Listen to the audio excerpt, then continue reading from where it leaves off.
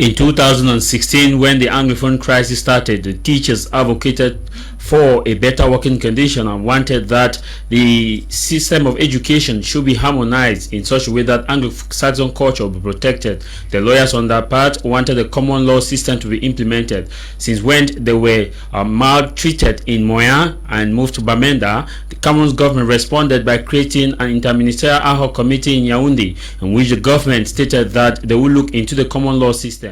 Lots of water has gone down the bridge and we are now in 2021. What lies the fate of common law in Cameroon? And looking at the pace of decentralization, the Cameroon government is of the opinion that accelerated decentralization will help resolve the conflict in the ongoing northwest and southwest region and will also facilitate the implementation of common law system and vis-a-vis the civil law system which is being practiced in other regions of Cameroon. In all of this context, the common man is caught between the devil and the deep blue sea, not understanding the deep context and the level of implementation so far. And also, we are used to the cliche that you are under arrest, you have a right to remain silent, for anything you say or do will be used as an evidence against you in the court of law. You have a right to a lawyer, and if you don't have one, the state will provide you one. But looking at the current reality on ground, one is tempted to say it is the other side of the coin. This is House of Commons with me, Tamai Jarvis.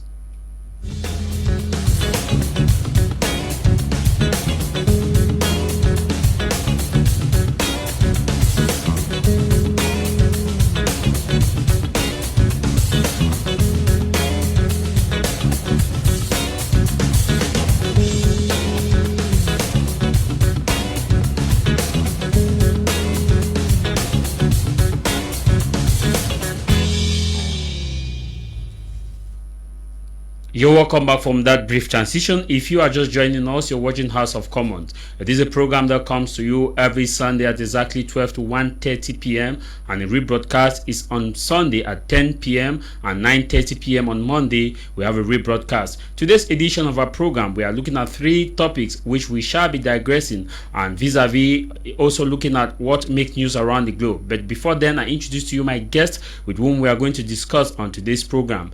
In Yaoundé, though we are still struggling to get connected to him, he is Professor Elvis Ngolengole, who will be joining us as we unfold or continue with our discussion. Here in the studio, we have Dr. Nick Ngwanyam, who is a social entrepreneur and he is also grounded with issues plaguing Cameroon. He's a father of Modern-Day Confederation, which he has been proposing that it will help to solve the problems of Cameroon and ensure that Cameroon prosperity moves hitch-free. Dr. Nick Ngwanyam, thanks for joining us. Thank you. Good afternoon to all our listeners. Very exciting topics today, but I'm glad that a barrister is here that you're going to introduce because I'm not very versed with the law. So when it comes to some of those things of the law, I might be talking as a man on the street, but he understands best what it's all about. But in most of our discussions, you see, I'm going to stick to some of the things I've been saying before because, you see, we are in Bafoussam, and we have as intention to go to Yaoundé. But if you enter your car and you start driving to Bamenda and you are asking me what obstacles are on the road to Bamenda, then I would tell you the issue is about going to Yaoundé, not to Bamenda. And therefore, this issue of the law that you have brought about, how is the law working in decentralization, I would tell you that you are not driving to Yaoundé, you are driving to Bafoussam. And that's why it's going to be pretty sticky in this room. Thank you very much. Also here we are joined by Barrister Nkia Emmanuel, who has been here with us but not on House of Commons, on different programs in My Media Prime Television. Barrister Nkia, thanks for joining us. Thank you, Jarvis. I've just listened to the rundown of the issues for discussion, and they are quite contemporary issues which need to be discussed. Because if we look at the present dispensation, socio-political and even legal, you agree with me that we are actually, we are actually in a process of regression, and we are not progressing. We are not making any constructive move ahead, and this is some of the issues that we need to address in order to move ahead as a nation, as a people. Thank you very much, Barrister. Also joining us in Limbe is Barrister Toko Ebare of Justice Law Firm, who is standing by. Barrister Toko, will begin with you by asking you, let's get your take on the common law in Cameroon. The common law is a legal system based on past judgments, stare decisis, and it's unwritten. While the civil law, if you have to compare with the common law, is based on statute and written law. In Cameroon, we have a bijural system. We have the common law practice in the English-speaking part of the country and the civil law practice in the French part of the country. It is part of our tenets, our custom, and tradition. It is a faster and flexible law. The kind of law that you get it easy, where judgments are delivered based on past judgments, not on statute, not on written laws, but what has been happening in your environment. So if you have a judgment today on theft, and there's a case on theft, if it is the facts are similar, then the judgment will render almost the same as what happened in the precedent. So that is the situation of common law. And common law in Cameroon is practiced in this part of the country with the kind of solemn courts that we have. The judges, they pass their judgments on the law and the conscience. So basically that is what we can give about the common law. First, Anglophone lawyers, common law lawyers were disgruntled because most of the laws in Cameroon were written in French and they were only translated in English. So we felt disgruntled that no, the common law has its place in this country. The common law has its mark. And so we should be recognized as a law in the country, going alongside the other law, which is the civil law. So the common law lawyers thought it wise that they should remind the government that common law is still part of our legal system. And how do we have to do this? We have to write a memo telling the government what the common law is, how it is practiced, and that if it has to be eroded, it's going to cause a lot of damage in this part of the country. Thank you very much, Barrister. I continue with you, Barrister Nkia, before moving to Dr. Nick, so that he will look at the political issues. Barrister Nkia, now, after listening to Barrister Toko, I want to get another perspective from this. Yes, I think that I can only compliment what Barrister Toko said. To add that common law is actually a system of law that is based on certain core principles.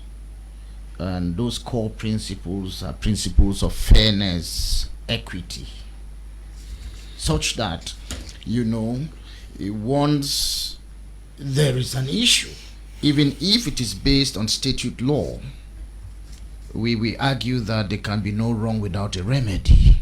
Those are the kind of things that, because now you look at the harmonization process that is ongoing in the country. You take, for example, the Criminal Procedure Code, which has been harmonized and practiced in both sides of the country almost in the same fashion. You discover that prior to that time, the period of harmonization, we used to rely on principles that, for example, if you lose a case, you are convicted on a serious crime like murder, and perhaps in the trance in which you find yourself, you are unable to file an appeal within the time frame, the courts could still give you the opportunity to do so by asking for extension of time. You show good reasons why you did not file within the time frame, and then the courts will evaluate that, and if it is just and they see from your writ that there are good grounds for which you can challenge the judgment that had just been passed on you, they could allow you to appeal. But under the present dispensation, it doesn't work like that. It doesn't work like that. And so those are the things that we're trying to say that, look, when you are making laws, you should make laws that are more progressive, laws that are more protective, right? Should not be repugnant to natural justice. Oh, of course, those are some things that made common law what it is. Like Barrister Toko also mentioned the issue of translation of laws passed by parliament in this country, you discover that most often the laws are passed in French,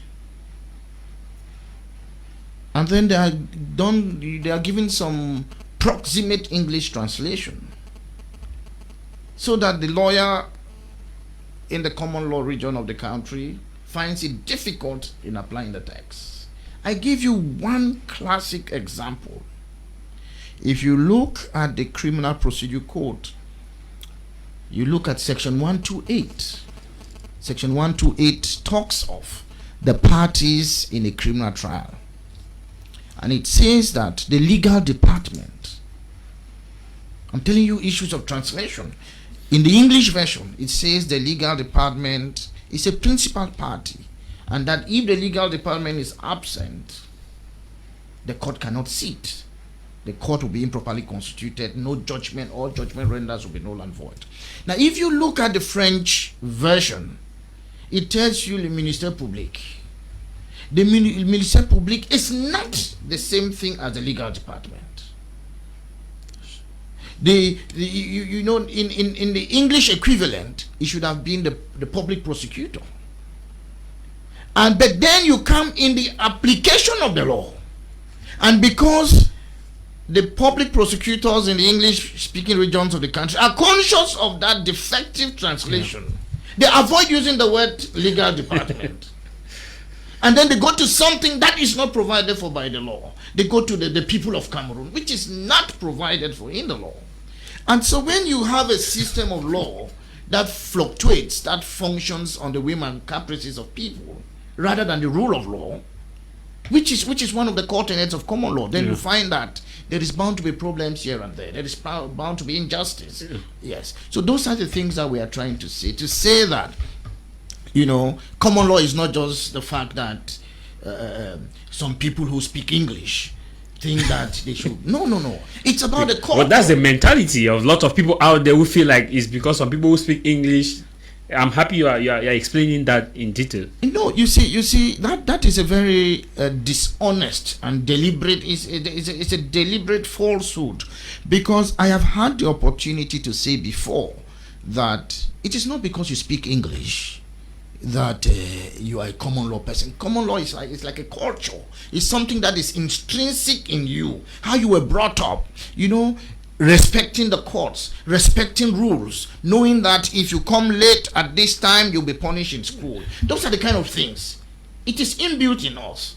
And you will find that in this side of the country, we have had people from tribes in former East Cameroon who have been judges, who have risen to top ranks, right? But it was more because, I give you one clear example. You must have heard about Justice Nana. Yes. Justice Nana is from the Bamileke extraction. But he was born and bred in the Southwest all his life. So the culture, you know, he acquired it a long time as he grew up. You know of Justice Dimo. He's in the Court of Appeal. He's also from Bamileke extraction.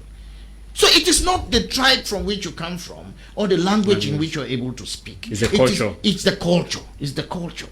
And that is why you are bound to see clear distinctions when you meet two legal professionals from these two divides. You're bound to see some clear, even from their mode of dressing, their mode of talking to the courts.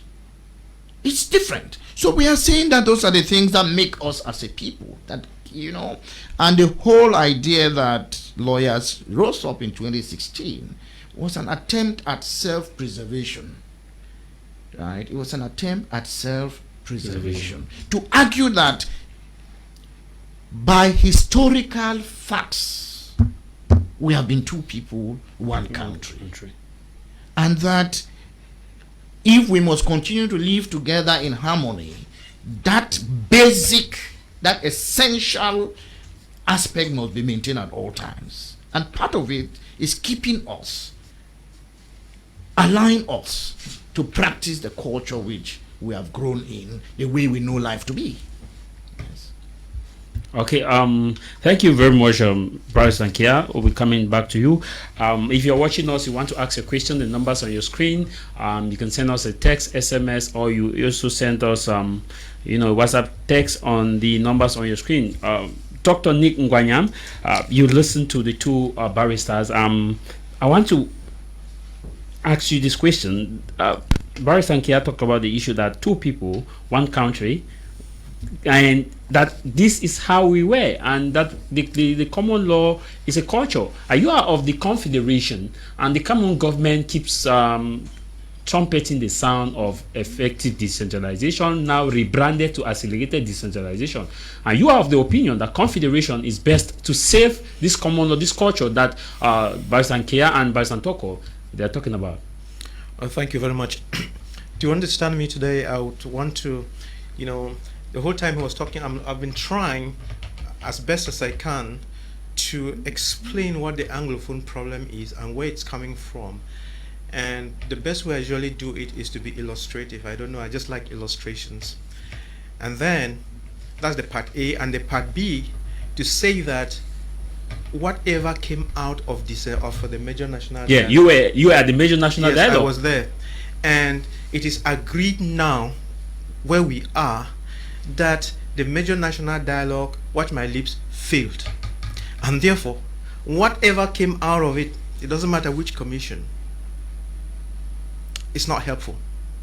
I'm just making as a statement of fact, and then to continue in the same reasoning to say that there is a dialogue that would come to correct all of that, and that His Excellency President Paul Biya is very interested in reconciliation and unity in the nation. Now, I wanted to just give those facts so that this is very clear.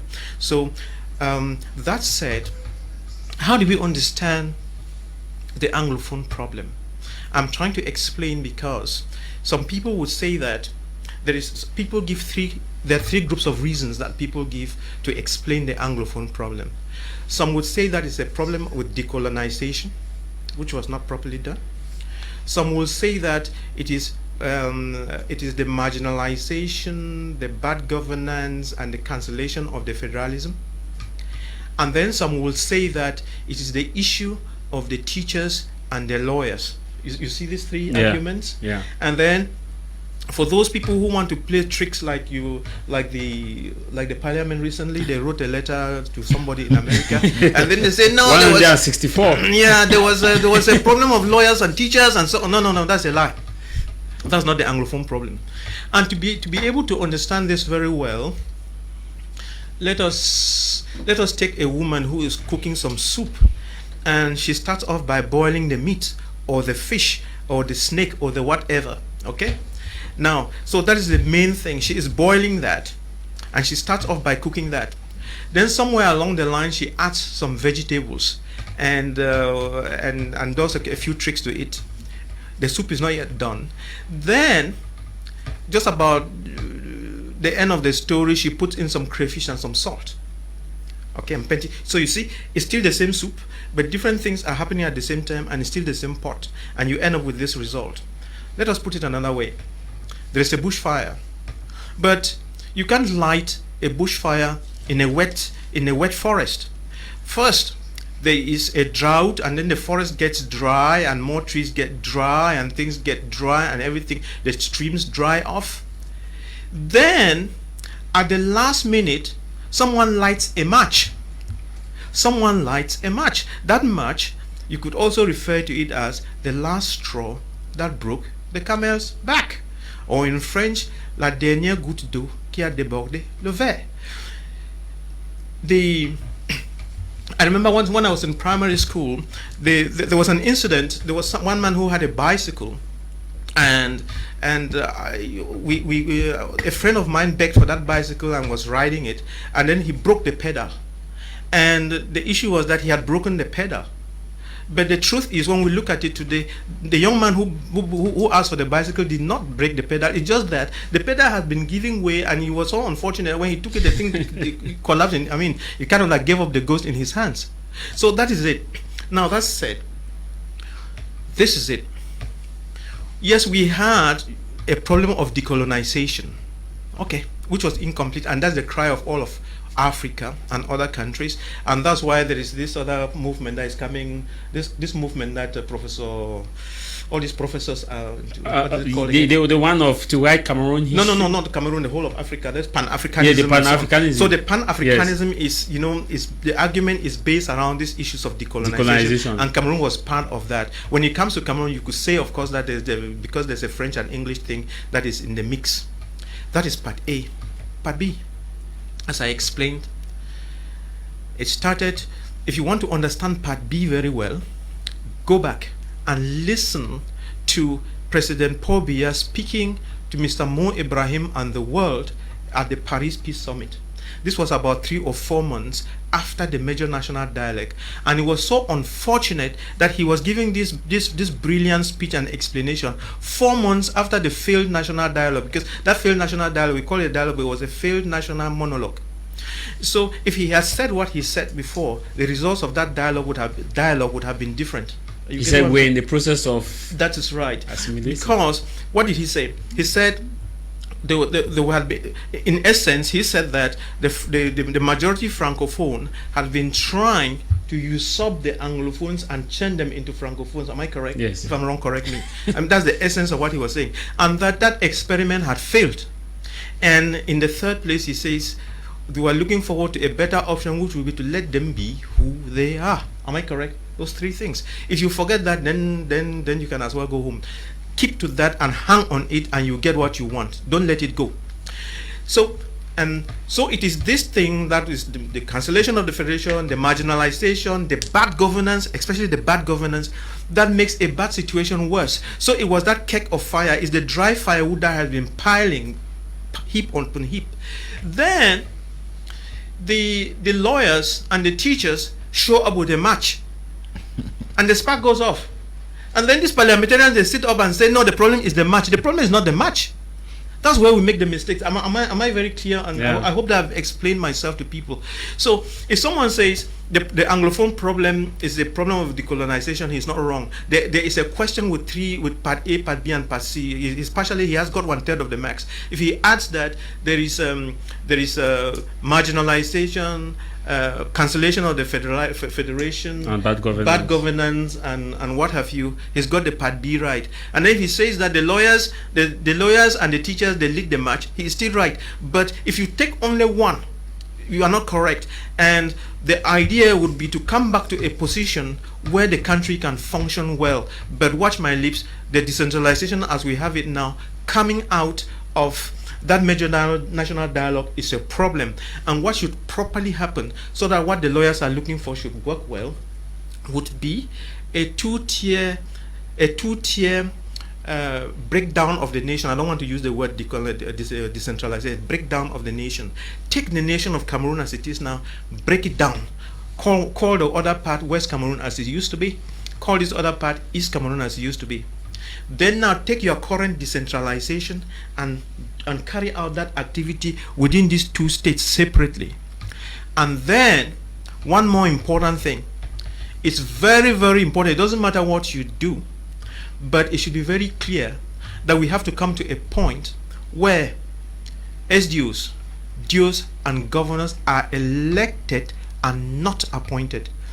Because I will tell you, watch my lips, ENAM is responsible for 80% of the problems in this country. Thank you. Thank you, Doctor. Briefly before Bryce Ankia adds, and let me briefly, you attended the Major National Dialogue. Did they talk about the common law survivability briefly, so that Bryce Ankia? Yeah. I think I was also a participant of the National Dialogue, and I was just going to step into what Dr. Nick was saying, because I was actually in the commission on judicial system, and the debates there were very, very heated, and the consensus which came out of those debates were that not all laws are harmonizable in the first place, because they were in an attempt to come out with something they called the Civil Code, which was supposed to have completed the annihilation process of the common law. Yeah. And we drew the attention to see why that wasn't going to work or how that was going to create more problems. Basically, there were resolutions that we arrived at in those commissions. One was that they should create a common law section in ENAM if ENAM were still to be as an institution that treats magistrates. They should create a common law section in ENAM. Not something that is done on an ad hoc basis. Because the Minister of Justice who was in that commission had argued to us that the reasons why civil law trained magistrates were posted to the Northwest and Southwest was because there was a shortage of personnel. And we said, but if there has been a shortage of personnel, it means that in the admission process into ENAM, it was conducted in such a way that would produce that shortage. But under the way to, since we were now looking for a way forward, create a common law section. Not an ad hoc thing, because he tried to suggest to us that at the time, the head of state had given instructions for some common law special recruitment. And we said it should not be done on an ad hoc basis. It had to be done on a permanent basis. And that, again, they argued that the government had ordered the creation of common law, English law departments in all state universities. But then they argued that the common law was no longer necessary. So we asked the question: if you are creating departments of English law, what are you teaching them there? Now, when they graduate, what are they going to apply? So you are creating one problem by trying to solve another one, because the effect will be that by the time these children leave school and the common law had been completely wiped out, there will be a crisis in that they will not be able to fit in the market, because what they studied is no longer relevant. And so they argued that, we argued, and it was recommended that in the English-speaking regions of Cameroon, those who will practice the profession of magistrates should be people who come from the what you call the Anglo-Saxon background. Not just somebody who speaks English, but those who are trained in that culture. Because you would notice that we have had the impression should not be given that Anglophones don't like Francophones. That is not the thing. That is not the thing. Because if you come to anywhere, even in East Cameroon, you find them interacting. You can't. There's never been that problem of Viva and Sam. No, there's never been that problem. But when you bring people to administer justice, and these people have a culture of being high-handed, it creates a problem. It creates a problem. When I was young, we used to run to the police station, yes, to report that somebody has done something wrong, and that when you saw a police officer, you felt protected, you felt secured. But today, if you see a police officer, the next thing is that you want to run. I don't know if you get one. Yeah. So the whole thing is being diluted to such a point that we are beginning to lose our identity. And like Dr. Nick said, we are coming. It's not a matter of failed decolonization even. It is a matter of two people coming together as one nation. In their diversity. Yes, and that when President Biya spoke in the Paris Peace Conference, that was in English common law, we call it a confession. Yeah. Now, he was confessing. If he was in a trial, we would say that he had given a confession, or it was an admission, to use a lesson, to say that all along there has been assimilation, an agenda. Yes. And that he admitted that it has failed. So what we should be looking at now, if this agenda has failed, what is the workable options that can still keep this country together?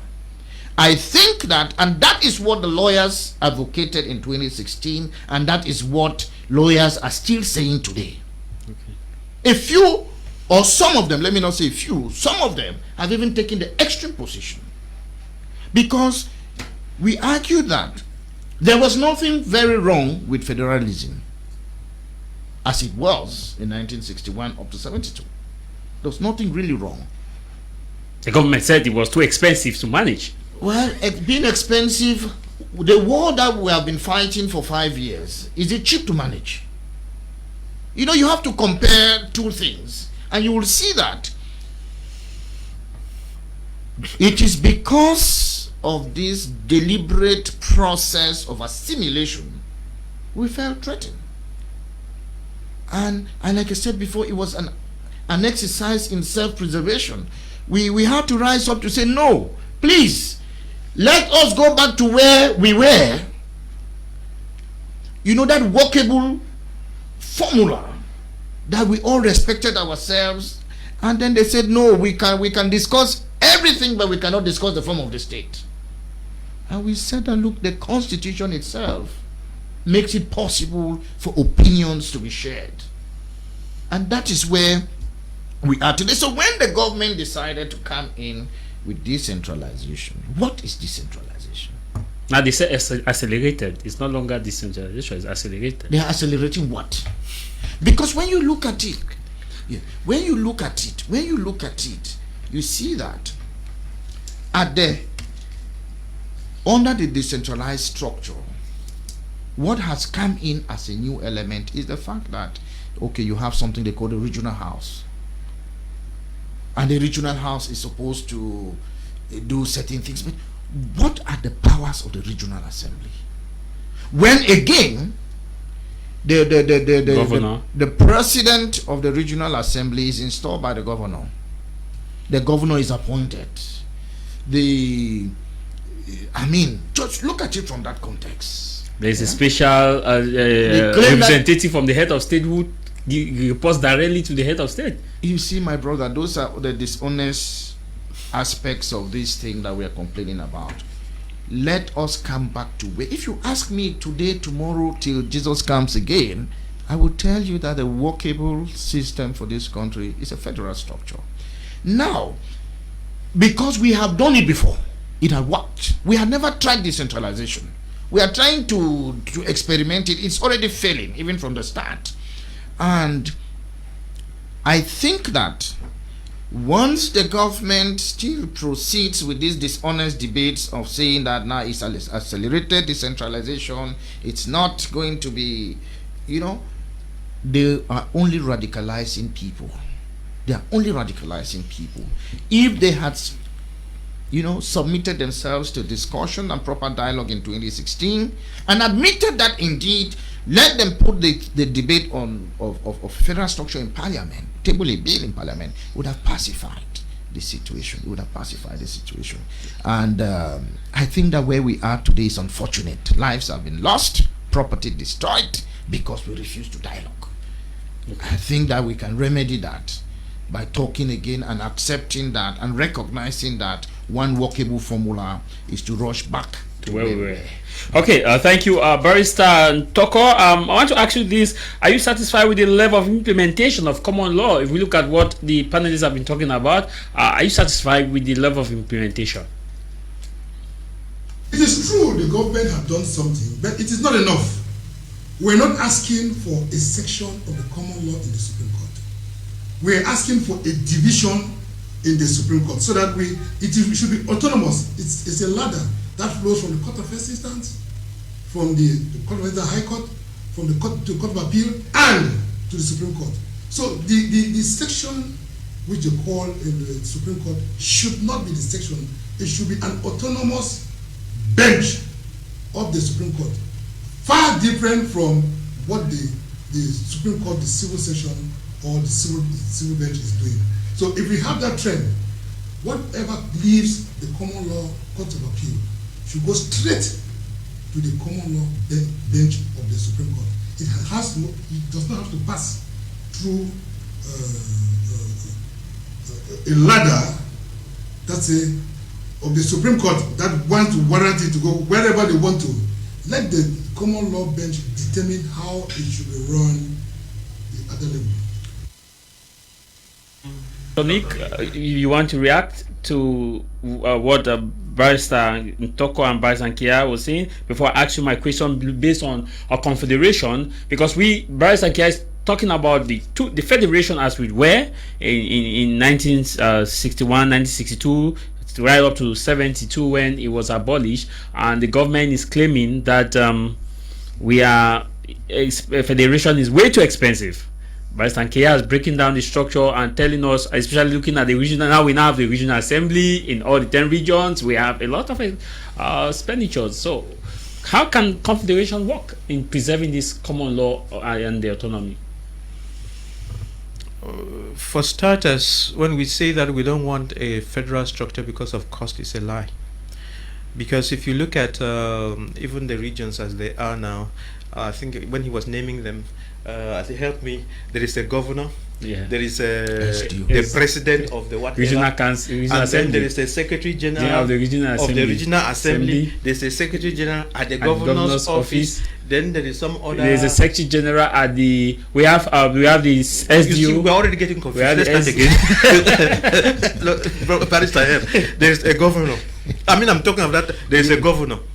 There's a president, like Dr. Angwafo. Yes. Okay.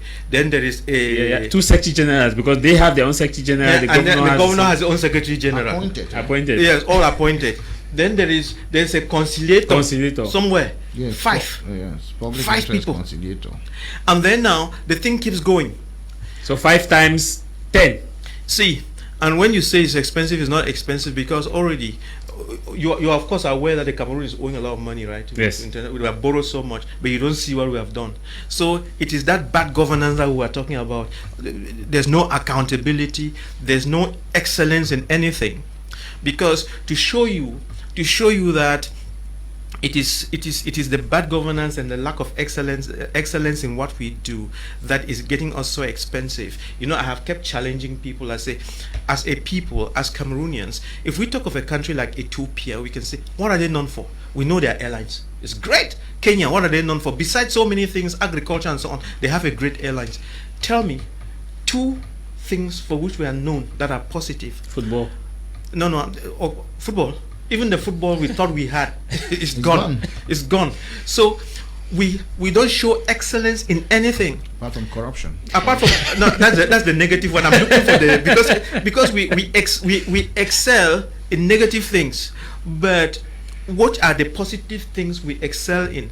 I mean, a little thing like government gives money. The international community gives money to help the lives of people with COVID-19. The guys steal the money. You see. That is, so you are telling me even the bags of rice that were given prior to the shutdown, nobody the problem is with our character. We are thieves. We don't respect public property. I mean, a thief remains a thief. So don't put that and say federalism. Actually, if we put in federalism now and say the people are responsible for looking after their goods and so on, the thieves will reduce. So that's not an issue. It was just one of those things pour créer le brouillard. That's expensive. It was just a reason for knocking off things, not because just because they don't want the federalism is a motif. Okay, it was just a motif.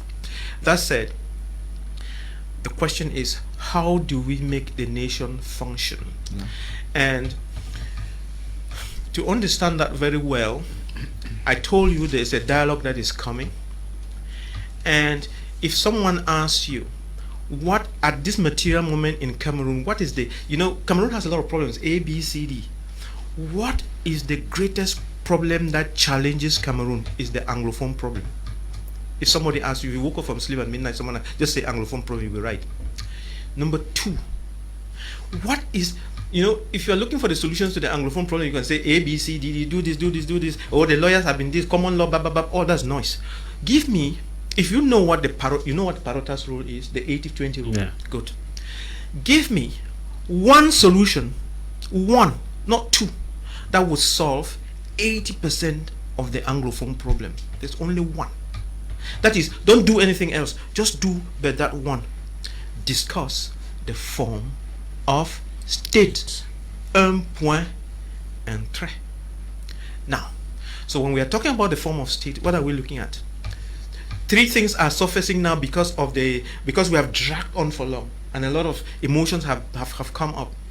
The people who were enjoying from the highly centralized system, especially Anglophone elites who have been eating fat from that defective system, nebulous system. Yes. Nebulous because there's no accountability. And the president is aware of it because he gives COVID money and the guy just sweep it.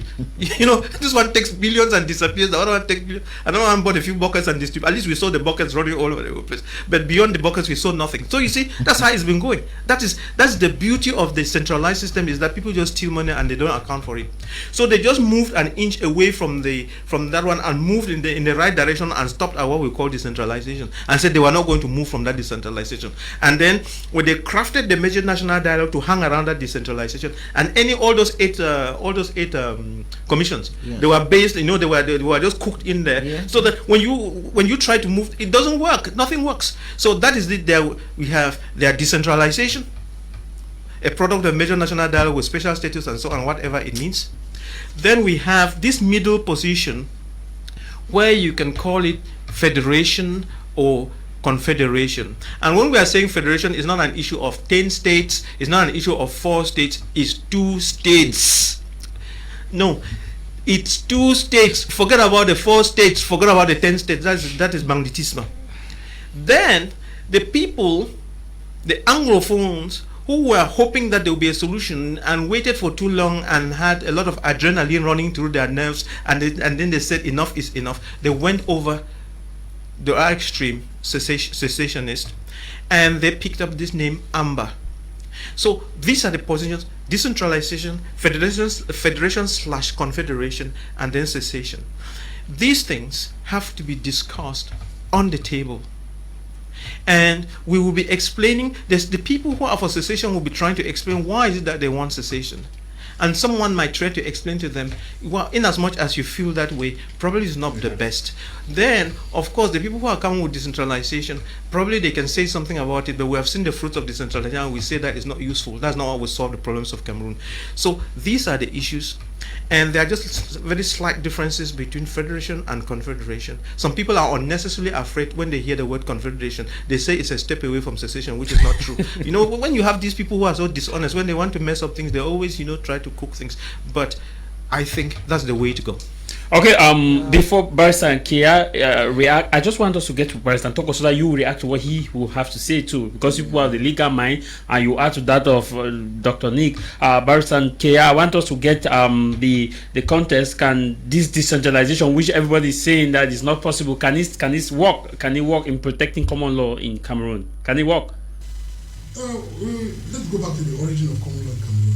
Common law was better practiced in the English part of Cameroon when we had a federation. And it could fit better in that federation. Now with this new system of decentralization, there is going to be disorder. There is going to be a kind of lack of authority under the decentralization system. I think under federation, there will be autonomy, respect for the powers of the judiciary. It will no longer be an authority, it's going to be a power. So if we leave it at the level of decentralization, it's going to be more an authority than power. So I would prefer, and I think most common law lawyers would prefer, that it should be a power under a federal system of government. For you to have a common law judge, there is a trend. You must prove your worth, and in your society, you are elected by your own people from what you are. It's not by the pen and paper of a leader to say, you are now the president of this court or that of that court. No, the people should determine who should be the judges. It will have a better justice system if it is done that way. I want us to come back to you while he's on standby. Maybe a reaction to that and that of Dr. Nick before I ask you my question, if there's Yes, I think that I agree totally with Dr. Nick when he said that those who fear, those who have been benefiting from this system we call the nebulous system, are the ones who are like putting the pegs against this whole idea of going back to a decentralized, to a federal system. Because, and I agree again with him very well, that a workable structure for Cameroon will be for us to go back into this 2-state federation, and that within the federated states you could have this decentralized system working in there. But for us to move ahead as a people, we must be able to address this problem which has become perennial. You call it Anglophone problem, call it Ambazonia, call it anything, but that is the problem. You can even call common law. That is the problem that is actually, if you get President Biya up at midnight and ask him, what is your problem now? He will tell you that he's looking for a solution in the crisis in the English-speaking regions of Cameroon. Call it any, some people don't want to hear the word Anglophone. They even coined it no-so, but when it's bad, it's no so. Yes. But when it's good, it's yeah. So I have had the opportunity to work in a system that works, and to complement what Barrister Ntoko was saying, in the Gambia where I worked for 10 years, the president appoints upon the recommendation of the Judicial Service Commission. That's how he appoints judges.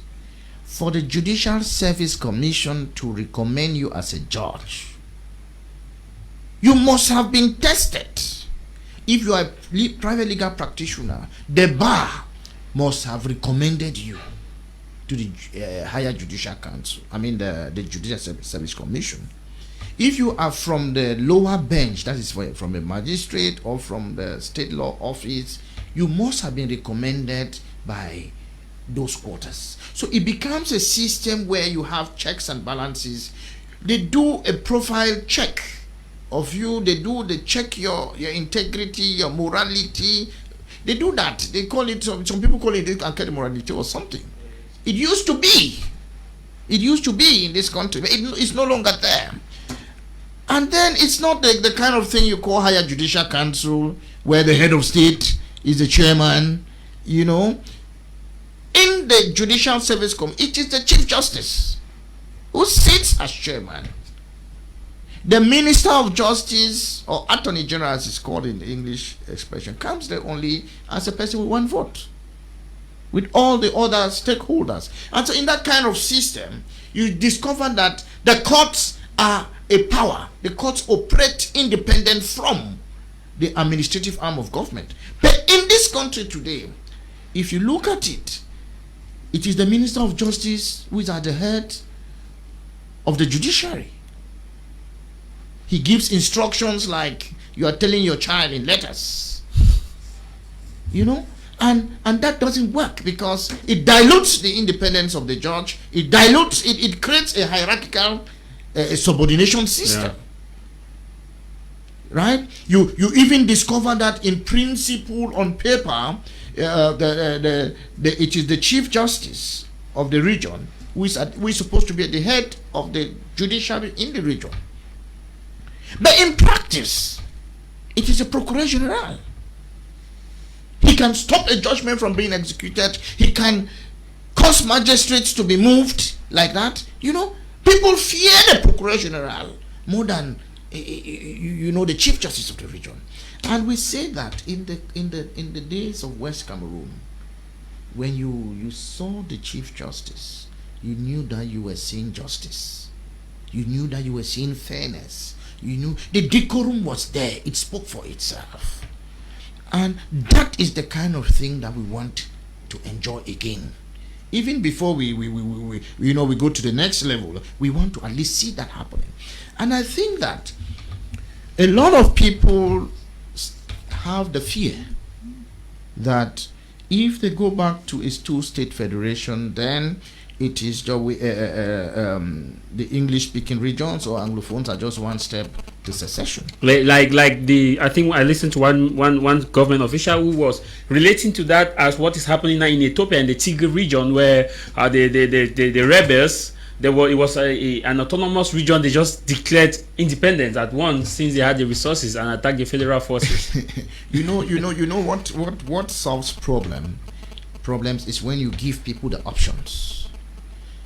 And I think that when you start putting a taboo on certain issues, it incites people the more. I would have suggested that in any future dialogue, it should be clear that the Anglophone region will be given maybe 20 years in their federated state to decide whether they still want to be part and parcel of Cameroon.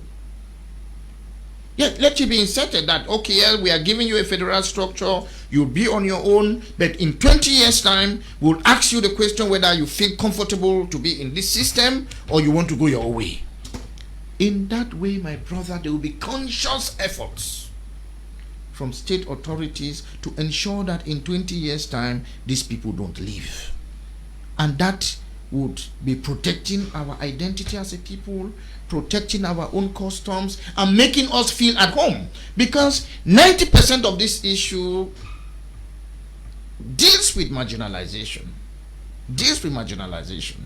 And because you cannot understand that the Minister of Justice will tell you that, oh, we have shortage of Anglophone magistrates because there are more, that we can only post because there are shortage of Anglophone magistrates.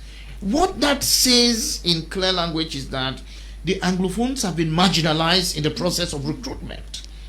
And then you begin to forget what is there, what kind of structure can protect, can fight against this marginalization. It's knowing that, okay, in any recruitment process, we must have this quota of people. Yeah. And to have that quota, you create a section. But even in creating that section, in NAM, the common law section in the NAM, you discover that some people who are not of the Anglo-Saxon background are being admitted into the common law section because they speak English. I will say that no, it's not about your ability to speak English. Yeah. It's a very deceptive process, dishonest process. And where there is dishonesty, there is bound to be chaos, either in the long run or the short run. There must be chaos at some point, because people will become fed up.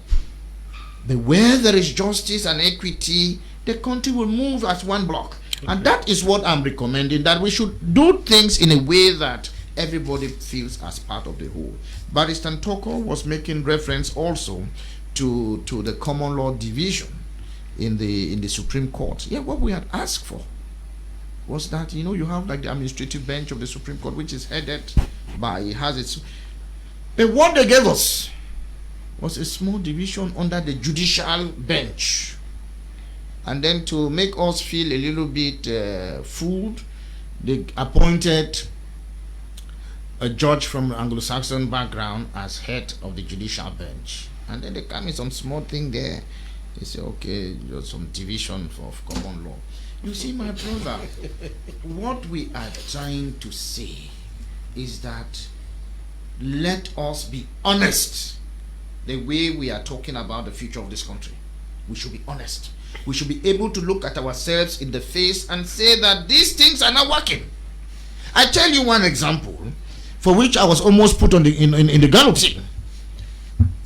When there was this recent transfer of magistrates, because I was in the national dialogue, and one of the recommendations that was agreed in the Judicial Commission was that all magistrates from French-speaking or this civil law background should be returned to the regions back to this other side.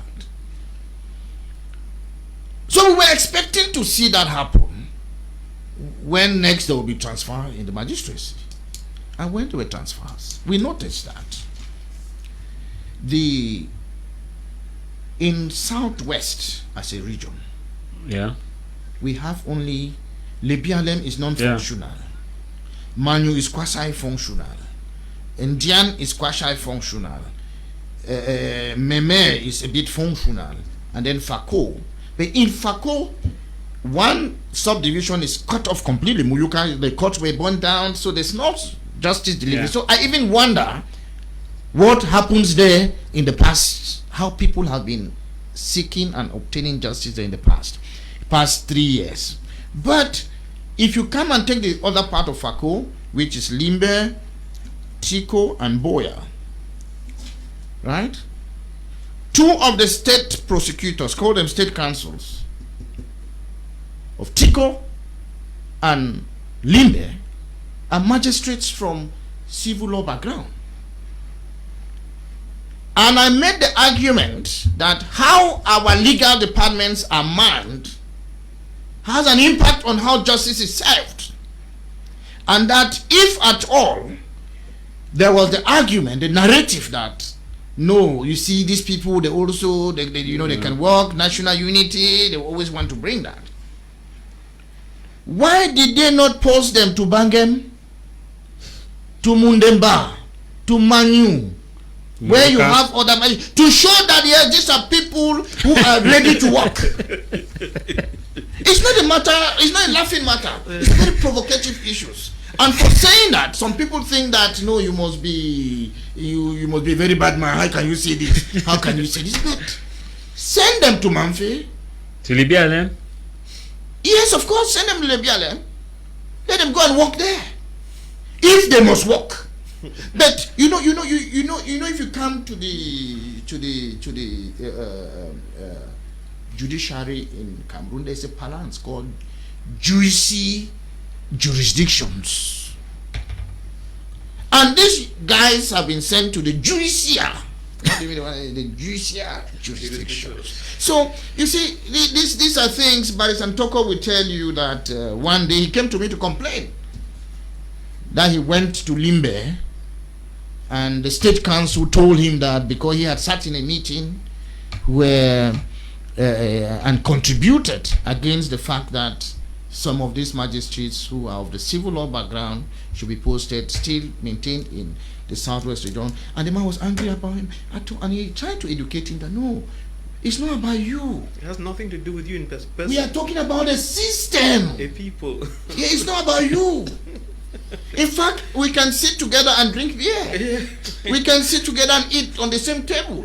It's not about you. Nobody cares about you as an individual. We are looking at a system, a structure that works and produces solutions to problems, not one that creates problems.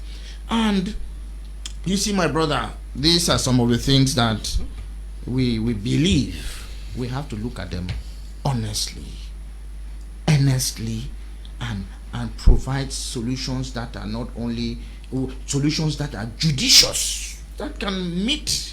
If we had a federal structure, for instance, it would be obvious that you can only work in your region or in your state of origin. Yeah. And if you can only work in your state of origin, that is already a solution.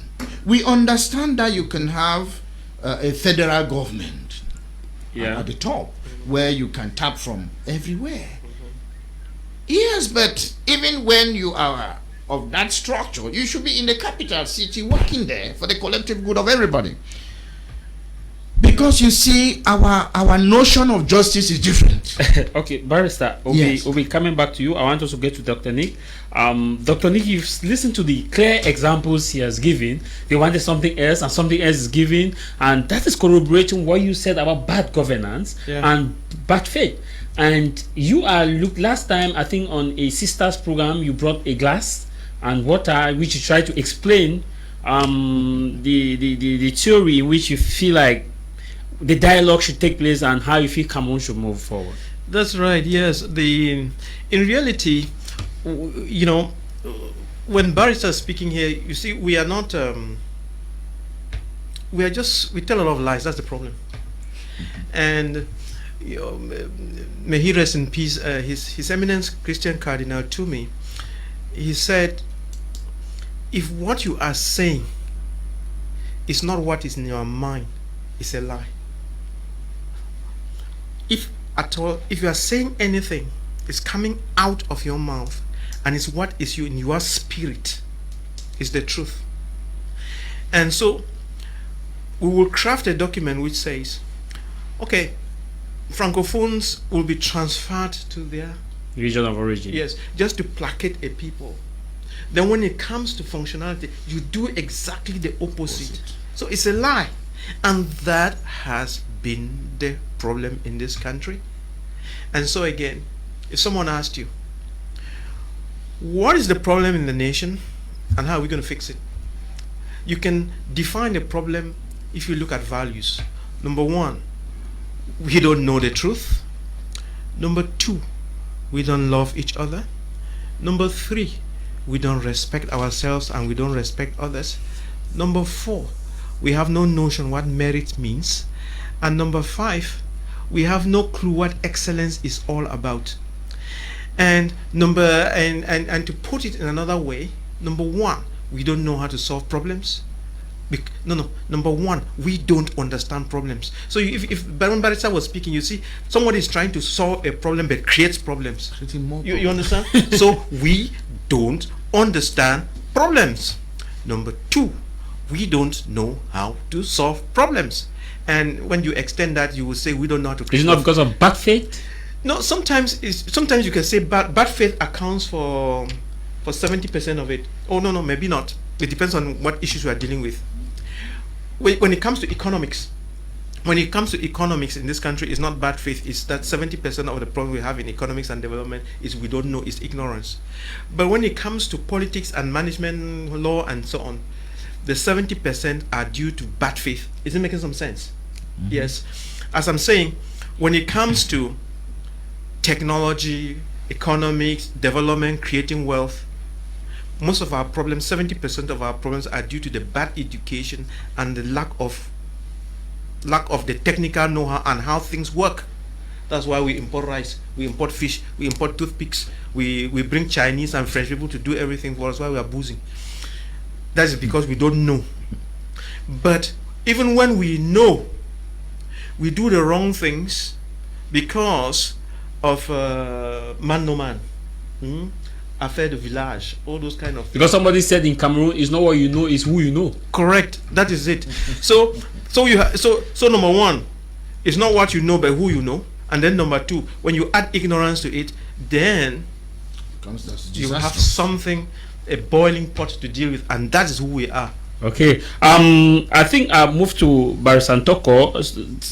We are transiting to the second topic of our program, but before then, let me take some quick messages. We have lots of messages coming in, and because of time, we will not read them all, so that the panelists can give an explanation to the topic. Greetings, Mr. Jarvis, and to all your panelists on board in the House of Commons. People often get confused. There is a Southern Cameroon's problem and not an Anglophone problem. The problem stems from marginalization of lawyers, teachers, form of state resource distribution, disruption of our common law practice, etc. So until all these aspects are look upon, then I think we can know where we are going to. It is coming from Rust.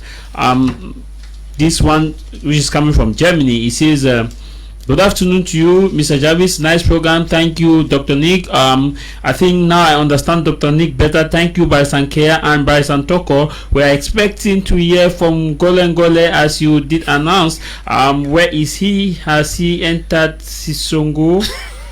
This is coming from Jude in Germany. Jude, we have a problem connecting with him on Zoom, and we hope that subsequently we will have him on the panel. This other one, it says, hello, Mr. Jarvis, good morning. Good morning to your fine brains you have in the studio. Can someone explain to us how bad governance is not connected to the presidency? For example, we are in accelerated decentralization, but the Mosongo Commission is still not accelerated. The presidency doesn't address that commission. Max from Dosford in Germany. I think we'll take on this one. Says, good afternoon, I am enjoying the program. I am Jamia Ngala, watching from Atlanta in the United States. Those of you watching us abroad, you can still participate in the program. We'll not read all of your SMS. I think we'll go back to the next topic of the day, that should judges not be vetted.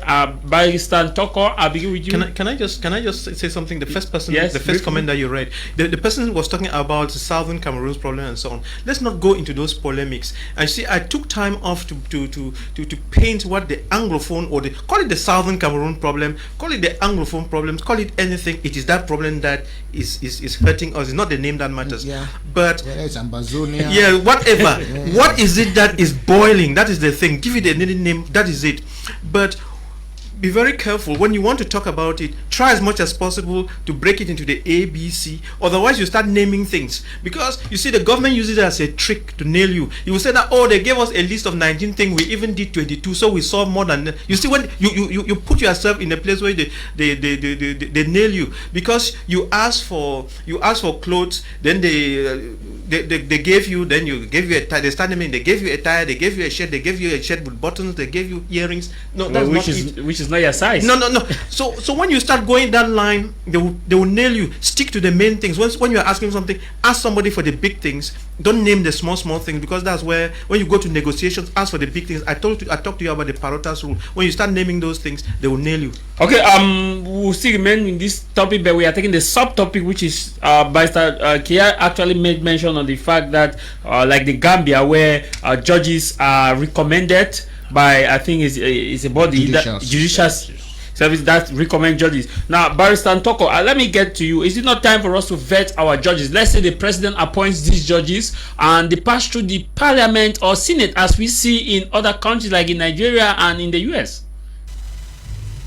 I think we cannot really hold out that we have the common law should be taken over to the civil law section, or the civil law should be taken over to the common law section. No.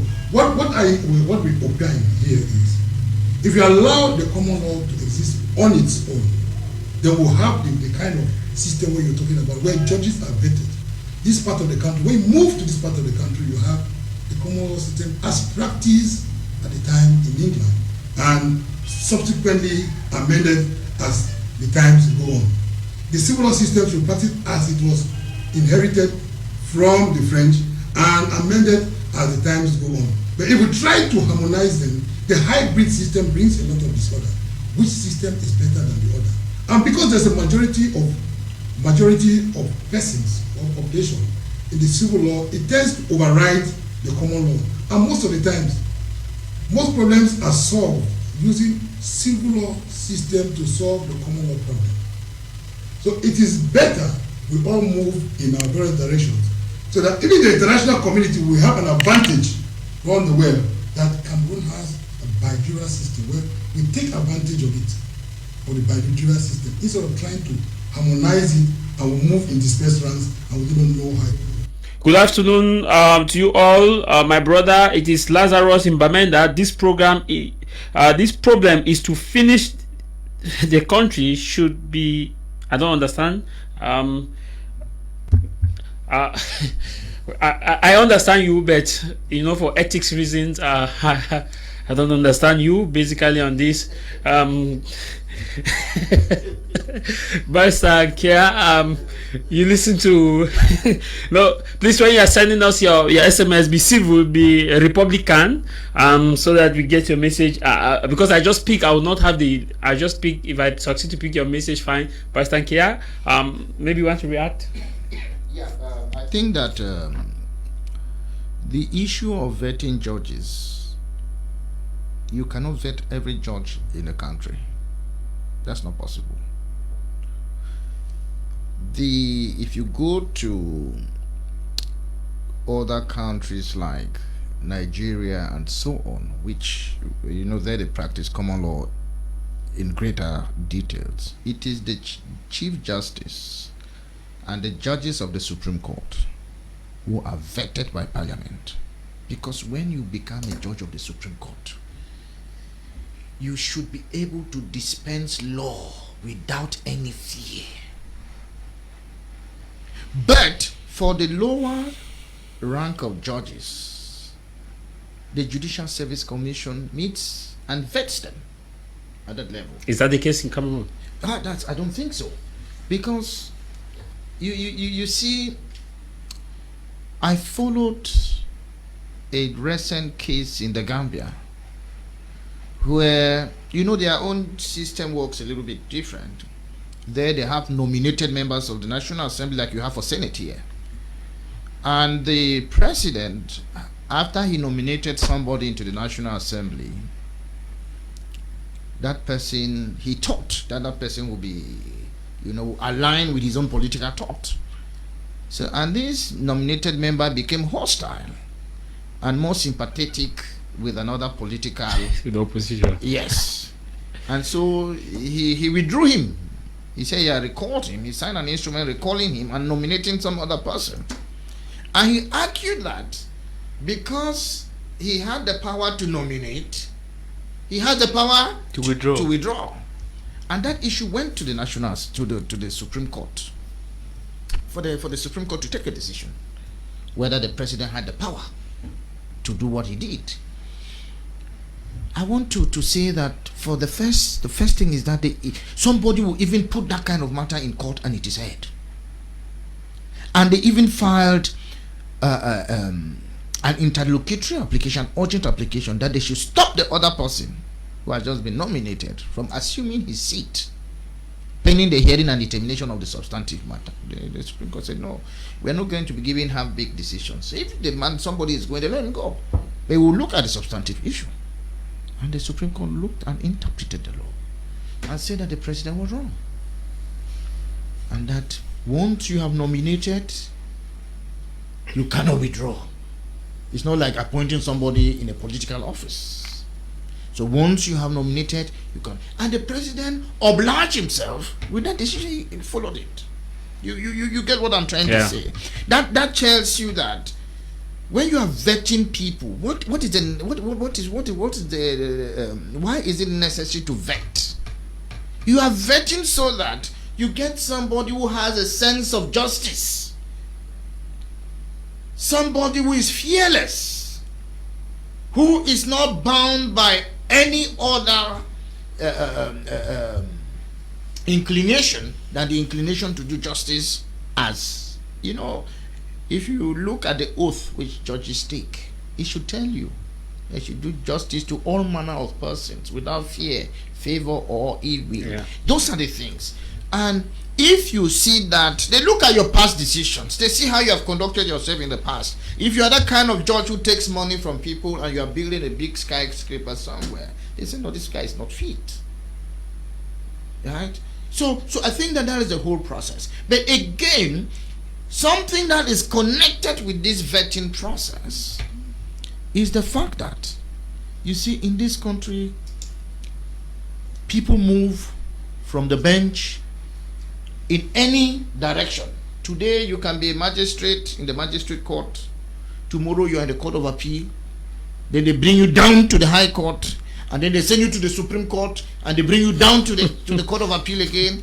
It's chaotic. Cacophony. Or they remove you from the legal department, bring you to the high court bench. The next transfer, they send you to a small parquet again somewhere else. It's chaotic. It's chaotic. And that is why for us, from the common law tradition, it becomes difficult. We don't even know how to address you. Because if you have been a judge in the court of appeal, you should be called Lord Justice. Now they bring you to the high court. How should I address you? For my Lord Justice. It's a practical problem. It's a practical problem. And you see, this is because the way that this country has structured its justice system, it revolves around, the people Yeah. like you said, because in a functional system, when you are in the magistrate court, you aspire, you work hard to be elevated to the high court bench. When you're in the high court bench, you work hard, you aspire to be elevated. And each of these layers comes with a different sense of respect. Even your pay package is improved. I told you that I worked in Gambia for 10 years. And I was a magistrate. And after like 3 years, I was elevated to the high court bench. When I saw my first salary into my account as a judge, I went to the judicial secretary to say that I'm not sure if they have made an error, but I've seen something. It was like 5 times my salary as a magistrate. It was like 5 times. And then they give you other attachments, right? You have residential guards, you have office guards, you have a car, official car, you go to work with a driver and an orderly. Now tell me, Why would you not work hard to be appointed a judge?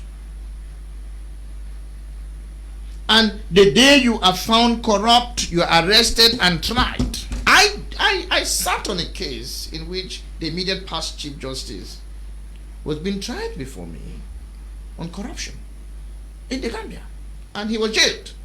So that tells you that that's a system that works. That's a system that works. Tried in the ordinary courts. But in this country, if you were even to make a complaint against a magistrate, you don't know where it will end. Nothing happens to it. We have people who have committed 80% of the offenses in the penal code. They parade themselves as magistrates. The highest thing they will do, they say no, they will not give you grade. So you remain as grade 1 magistrate for 15, 20 years. And you abuse the law. We have people who have been trafficking in drugs. I mean, magistrates. It's public knowledge.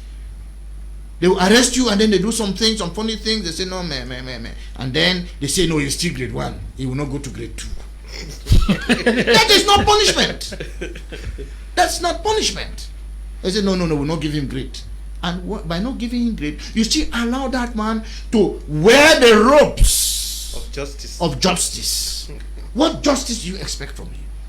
So you see, my point is that we should know why vetting is important.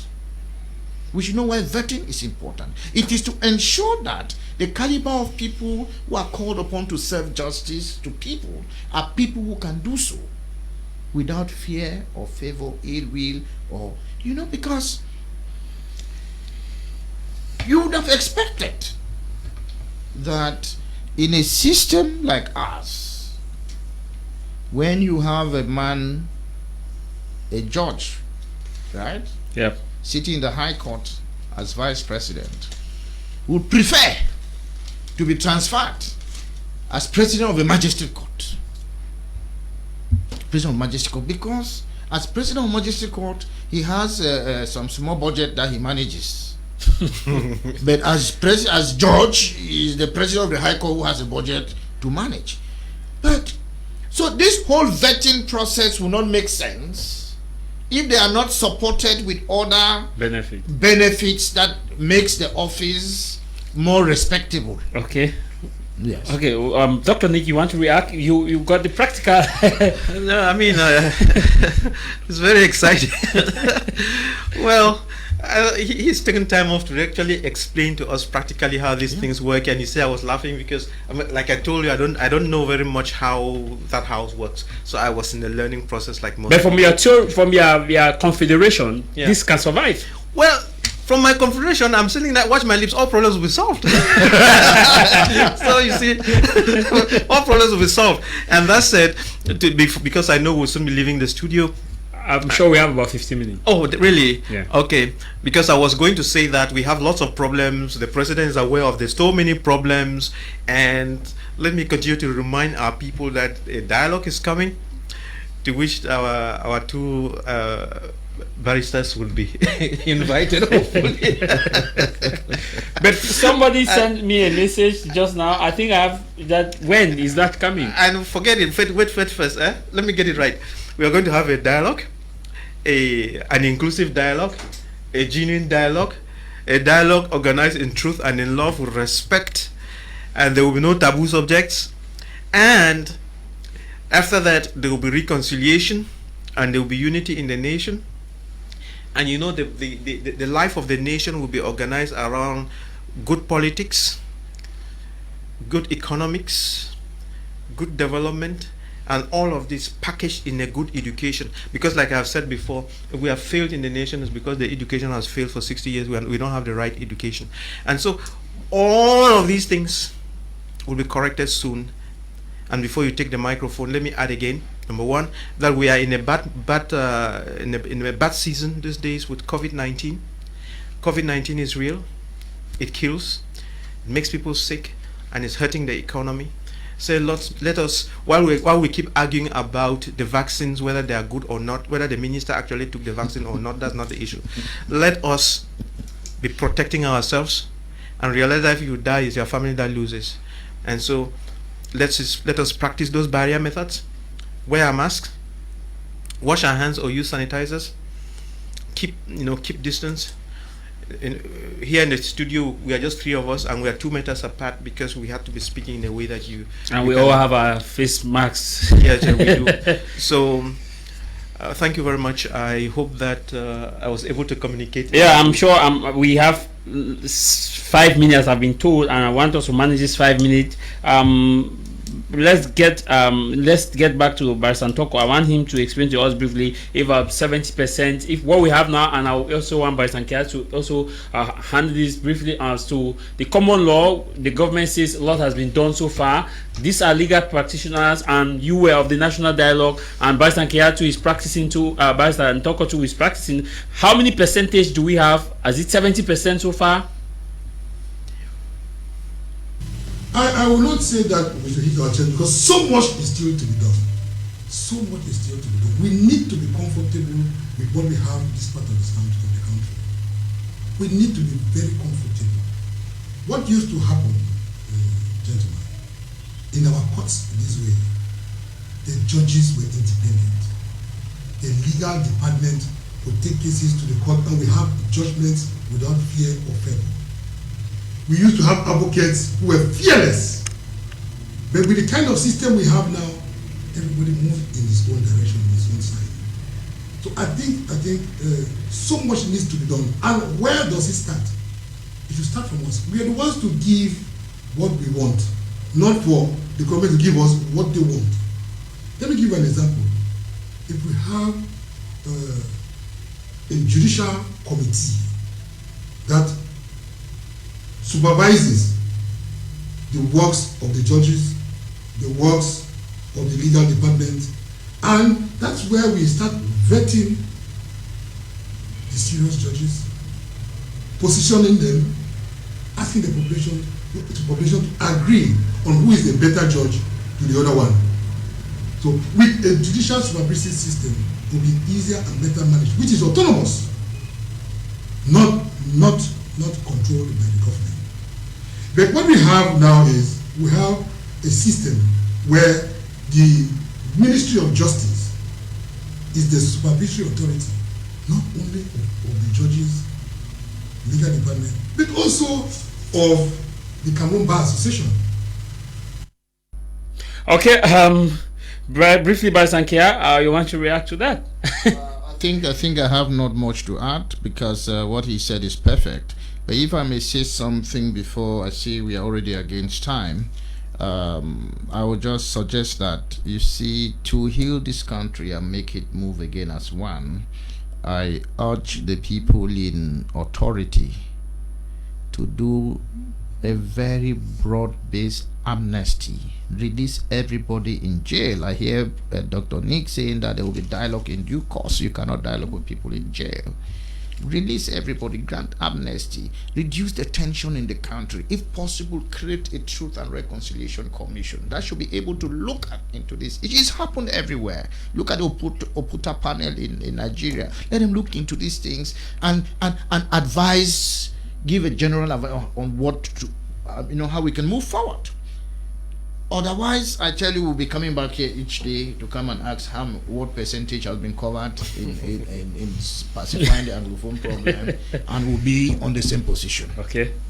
Thank you. We are slowly out of time. Good afternoon to you in the studio. Please ask Doctor if he is going to be our next president, because the way he is talking about dialogue, unity and other things that is going to happen is it with this very regime or how? Please help us, Prince from Limbe. I just had to take that message because no, all I can tell you that there's going to be dialogue that like it has never been before in the nation, because like I said, for 60 years we can't name on our fingers anything that we have done with excellence, and I probably think that we are going to start to demonstrate excellence in this country through that dialogue, and there will be reconciliation and there will be unity.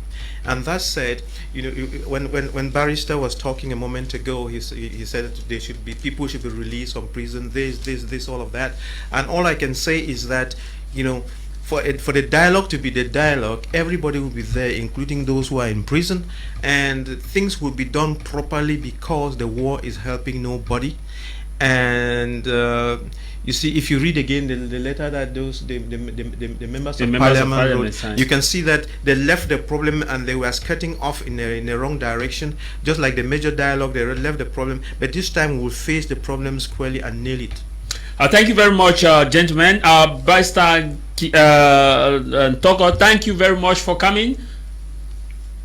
I want to say this, and I'll say this loud and clear. The judgments in the common law sections are written based on the law and the conscience of the judges. And we have case reporting where we have similar cases that can be adjudged with the same facts and the same judgment. But we have a problem when you have an appeal at the level of the Supreme Court, or the level of the Court of Appeal to the Supreme Court. It's very difficult to find out what the situation of the law is, what the position of the Supreme Court is. We only hear that judgment has been given in the Supreme Court. It does not, the judgment most of the time in the Supreme Court do not tie on the facts and the law. It's mostly the mindset of the civil law up there. That's why we say, if we allow the Supreme Court to have a common law division, not the common law bench or division, not the common law section, which is autonomous, where the judgments from the Court of Appeal go to that same court, so that we have a final decision on cases that come from this division. Okay, thank you very much, Barrister Nkia, for coming. Probably last word to the public and anything you want the public to know as far as healing the nation is concerned. Yes, like I said, I think it's only two things I can recommend. You know, we cannot be discussing while key stakeholders are in jail. Grant general amnesty and then do a truth, reparation and reconciliation commission in this country that will be able to bring back healing and peace. Okay. Dr. Nick, thanks for coming. Oh, thank you very much. Tomorrow, the Cardinal will start his journey to the world of no return, and he'll be buried on Tuesday, and may his soul rest in peace. And he had those values that he stood for. He had the fights that been fighting. It's not because he's dead that those fights are over. No, it's just beginning. And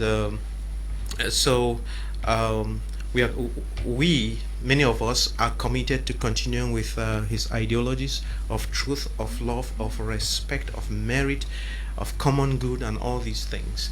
And to say again that President Paul Biya is committed to a dialogue, a reconciliation, and unity in the nation, and before you know it, Cameroon will be booming again.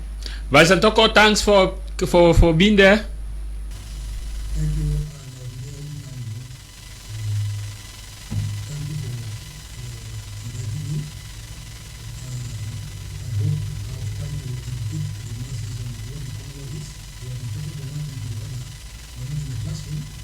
Then if we are in the classroom, we will not articulate from the beginning to the end without putting out the experience.